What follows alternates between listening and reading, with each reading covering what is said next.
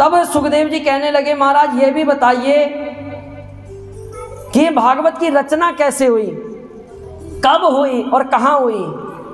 तब सूत जी कहने लगे द्वापरे समनो प्रापे तृतीये युग पर्यये जाता पराशरा योगी व्यासव्यम कलया हरि। जिस समय द्वापर का अंत चला तो भगवान का कला अवतार व्यास जी के रूप में भगवान अवतरित हुए। जैसे व्यास जी संसार में आए तो संसार की स्थिति देखी, कोई तन दुखी तो कोई मन दुखी, कोई धन बिन रहते उदास, को थोड़े थोड़े सब दुखी सुखी राम के दास।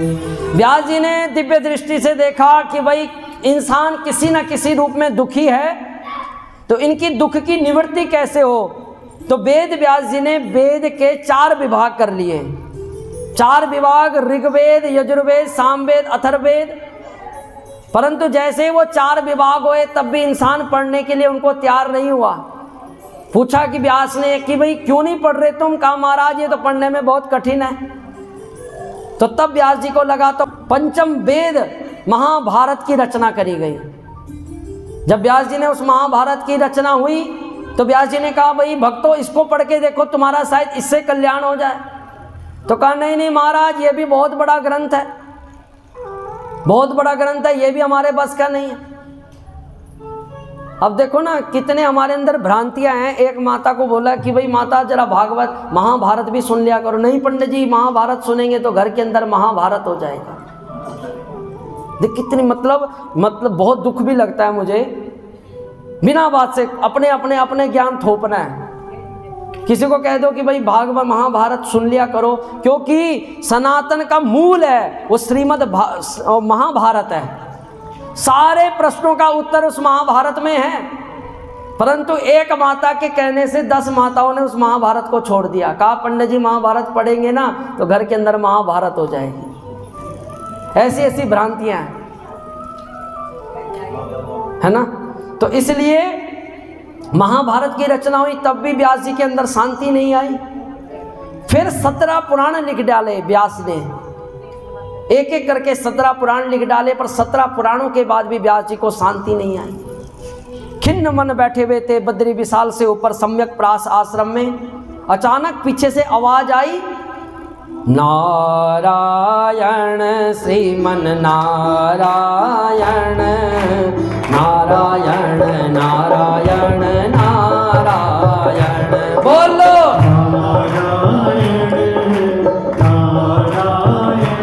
श्रीमन नारायण नारायण नारायण। बोलो नारायण नारायण श्रीमन नारायण नारायण नारायण नारायण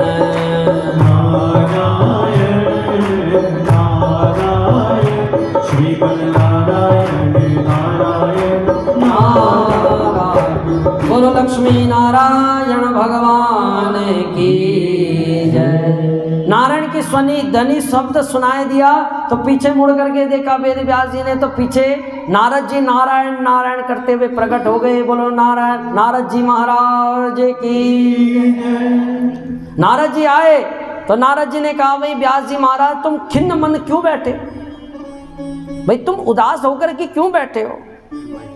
व्यास जी महाराज कहने लगे महाराज नारद जी क्या बताएं, बड़ा मन उदास है। संसार के कल्याण के लिए बहुत परोपकार करते हैं, बहुत कुछ लिख डाला, वेद लिख डाले, पुराण लिख डाले, पर मन को शांति नहीं आई।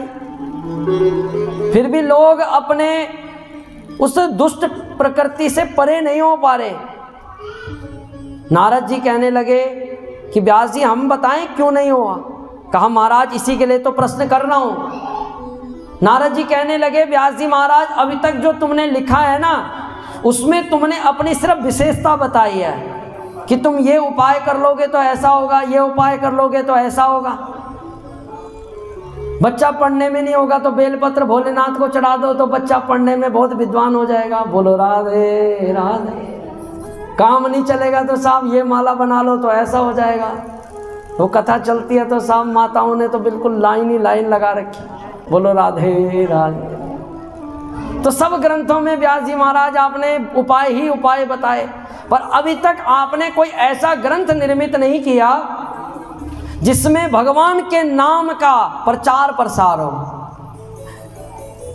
यदि जब तक आपने भगवान के नाम का प्रचार प्रसार नहीं किया व्यास जी, तब तक आपके अंदर शांति नहीं आ गई। नारद जी कहने लगे मैं भी कोई कम नहीं था, मैं पूर्व जन्म में दासी पुत्र था व्यास जी।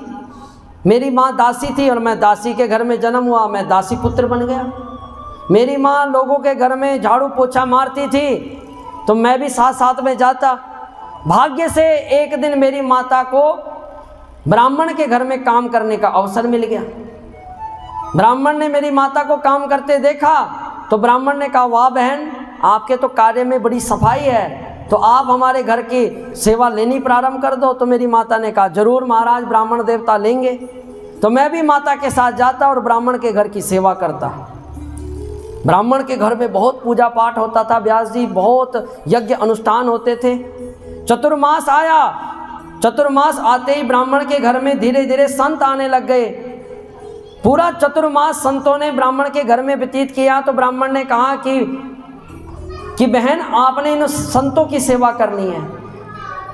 तो हम भी संतों की सेवा में लग गए। अब संत जो खाते तो मैं भी वही खाता, संत जैसे रहते मैं भी ऐसे रहता, संत सोते तो मैं भी सोता, संत सत्संग सत कीर्तन करते तो मैं भी सत कीर्तन करता। व्यास जी महाराज मेरा मन तो उन संतों के साथ ऐसा चिपक गया कि अब संसार में मेरा मन लगने वाला नहीं था। चतुर्मास परिपूर्ण हुआ, संत जाने लगे तो मैंने संतों के पैर पकड़ लिए। संतों ने कहा अरे बच्चा क्यों पैर पकड़ रहा भाई? तो संत ने कहा कि मैंने कहा कि महाराज अब तो मैं आप ही के साथ रहूँगा, मुझे संसार में नहीं जाना। संत ने कहा नहीं बेटा तू मेरे साथ नहीं आ सकता। कहा क्यों महाराज? कहा तेरी माँ कहेगी कि मैंने खूब सेवा करी संतों की, अच्छी सेवा करी मैंने संतों की, सेवा भी करी और लास्ट में मेरे बच्चे को ही उठा के ले गए। बोलो राधे राधे। इसलिए मैं तेरे माँ का पाप नहीं लेना चाहता। हाँ जिस दिन तेरी माता उस परमात्मा में विलीन हो जाएगी तो चुप करके आ जाना हमारे साथ। तू तब तक अपने घर में रह और मैं तुझे मंत्र दिए देता हूँ, उस मंत्र का जाप करता रहे। नारद जी को पता था मेरी माँ संतों के साथ जाने नहीं देगी, तो मैं घर बैठे मंत्र का जाप करता रहा। ओम नमो भगवते वासुदेवाय, ओम नमो भगवते वासुदेवाय, ओम नमो भगवते वासुदेवाय,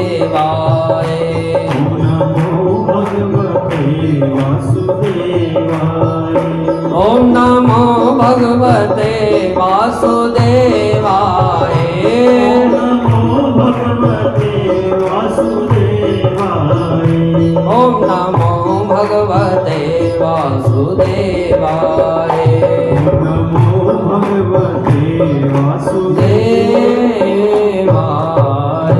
बोल वृंदावन बिहारी लाल की। तो व्यास जी मैं घर में बैठा बैठा भगवान के उस मंत्र का जाप करता रहता, 24 घंटे भगवान के प्रेम में डूबा रहता।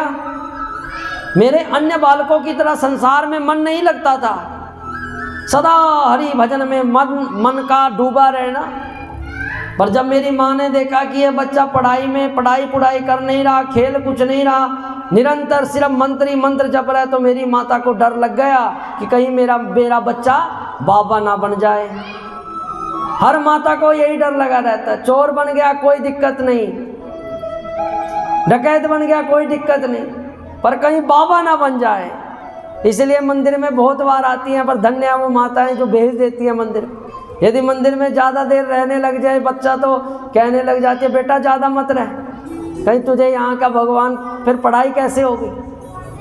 तो इसलिए माता को डर बैठ गया कि भाई कहीं मेरा बच्चा संत ना बन जाए। इसलिए जहाँ तहाँ लोगों से कहने लग गई कि महाराज जी मेरे बच्चे के लिए भी कोई बहू देखिए, मेरा वृद्ध शरीर है, घर में बहू आ जाएगी तो मेरा काम सरल हो जाएगा।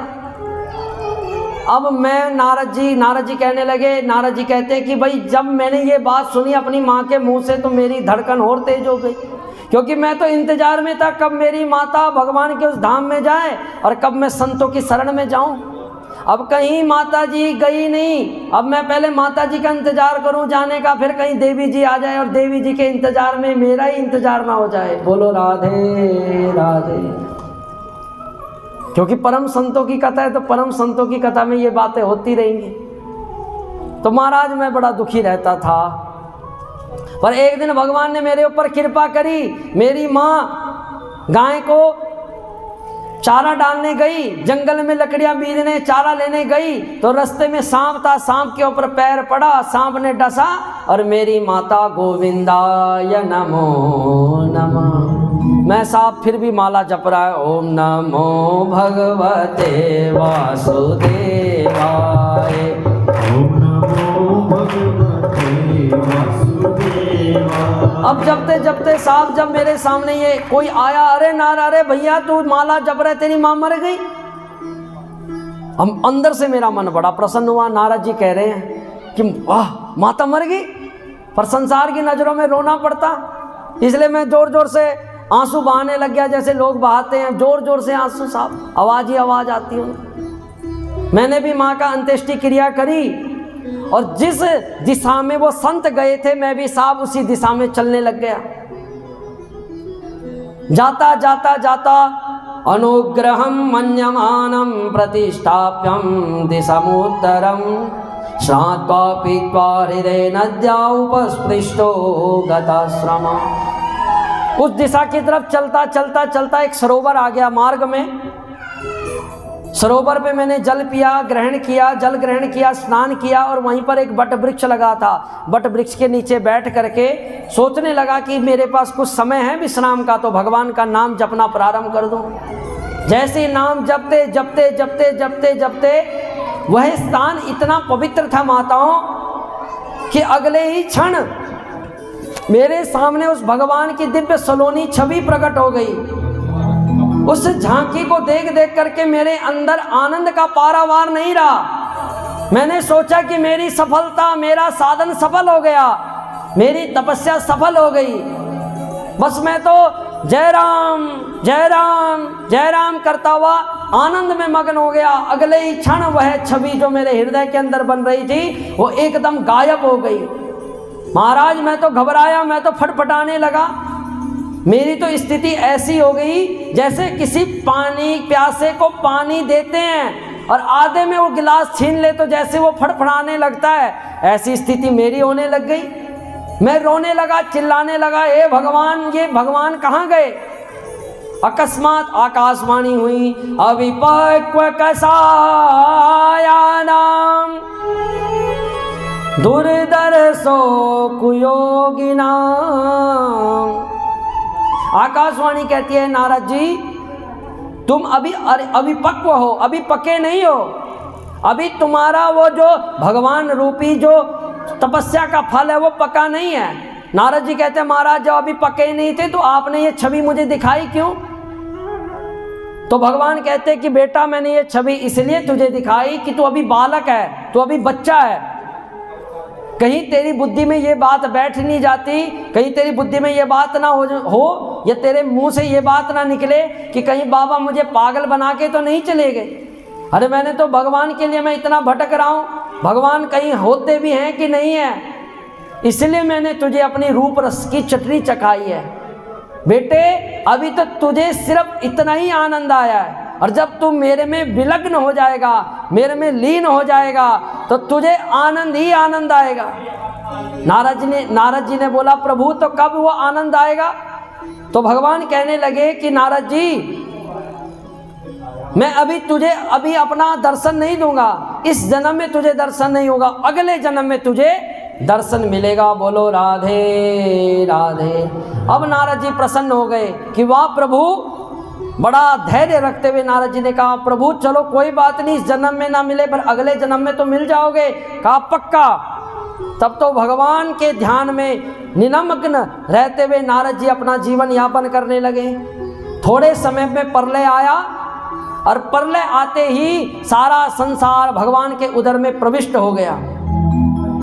और जैसे ही मैं उस गहन निद्रा में गया, उस प्रलय रूपी निद्रा में, तो अगली बार जब मैंने आंखें खोली तो मैं ब्रह्मा का पुत्र बन करके परिणित हुआ।